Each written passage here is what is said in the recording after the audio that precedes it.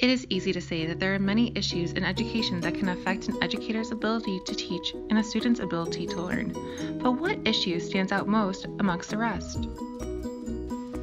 I interviewed Deborah Russell to see what issues she felt affected her classroom the most. But first, here's a little background information on Mrs. Russell.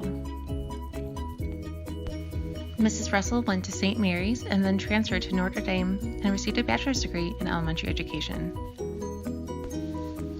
Mrs. Russell, now retired, started teaching at Ohio Elementary, located in Ohio, Illinois, in 1992. In 2017, Mrs. Russell completed her 25th year of teaching.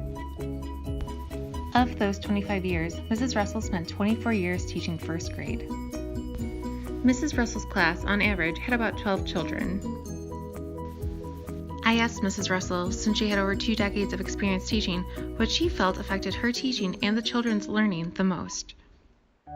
Ms. Russell said the issue was technology and the amount of time children are connected to the internet. Mrs. Russell says that due to technology, the children struggle to communicate effectively, struggle to pay attention, and felt that their critical thinking was low. I asked her if she had seen a noticeable difference from one decade to the next, and her answer was definitely. She said that when computers and the internet arrived to her school, it was great. But Mrs. Russell started to notice over the years that the children were lost at the library and how to find information using the library resources. In the past 10 years, especially in her last years of teaching, she noticed that due to cell phones, the common sense knowledge was lost. The children struggled to listen, follow directions, they lacked critical thinking abilities, social development declined, students demanded immediate gratification, and they lacked imagination.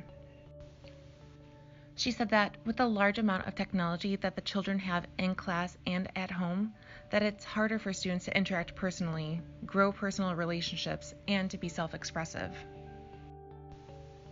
I have not been an elementary student in nearly 2 decades. The last bit of technology I remember using was a really old and large computer to play Oregon Trails. This made me wonder, is technology hurting students as badly as Mrs. Russell says it is? I started researching and found many articles for and against technology in the classroom. One article stated that as a result of having an iPad or laptop as a teaching tool, math and reading test scores had improved. And in another article, it claimed that the use of technology in the classroom decreased behavioral issues. In the same article, an interview was conducted with a student who claimed that technology has increased negative behavior due to the off-task behaviors like instant messaging and gaming. So what is it?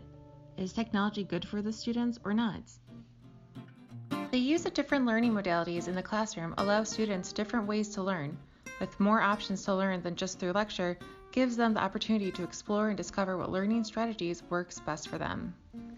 And, of course, the use of technology in the classroom will vary depending on the context of the subject as well as what is required to be taught using technology. Infusion of technology in the classroom is going to happen regardless of one's beliefs. Educators need to create learning opportunities with the technology in their classroom.